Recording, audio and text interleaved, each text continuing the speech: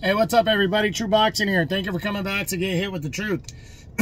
So today we're doing the 2023 top 10s, and we're going to be doing the my number 10 super featherweight in the world right now, former world title challenger Edward Vazquez.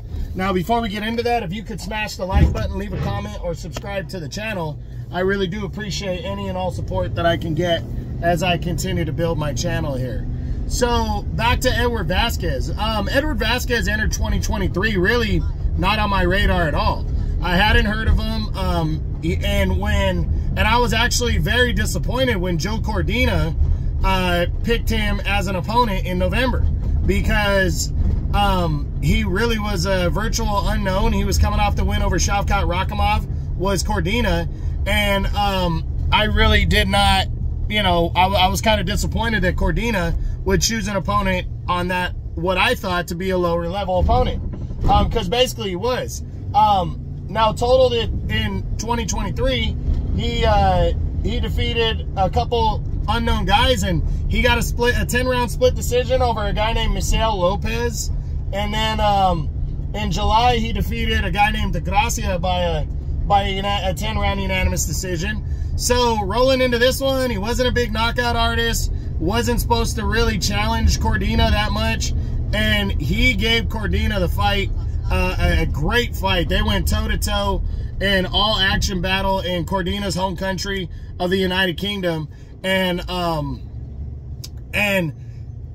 Vazquez walked away with a close majority decision loss in that fight. He was very upset about that fight because his only other loss was to Raymond Ford at featherweight in a very close, controversial fight as well. So definitely a tough one for Edward Vazquez. But when I weighed it out, because he beat out Zelfa Barrett, Liam Wilson, and also Rocky Hernandez, when I weighed out who deserved it, I went off of how they did against the top tier guys, you know. And Cordina is ahead of Rakhimov. He's ahead of Oshaki Foster.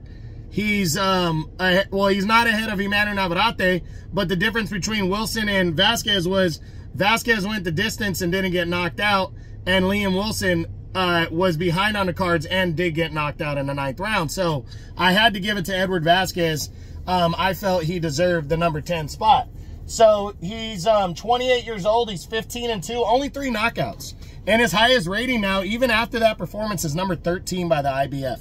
The thing is, though, is he will get opportunities based on that performance. I think he could fight pretty much anybody because he's a DAZN guy. I'm not sure if he's a Golden Boy or if he's a Matchroom, but he will get opportunities to fight somebody. I'd love to see him and Rocky Hernandez, both coming off of defeats, go at it and see what happens. But I absolutely believe that Edward Vazquez now has brought his name to the party. Not sure if he finishes in the top 10. It depends on what he does and who he fights, because there's a lot of guys knocking on the door.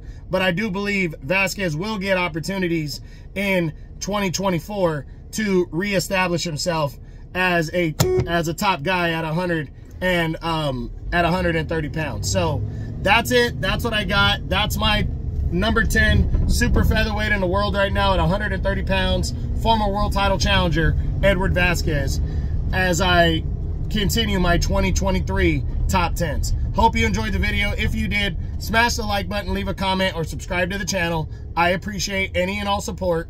This is True Boxing. You've been hit with the truth.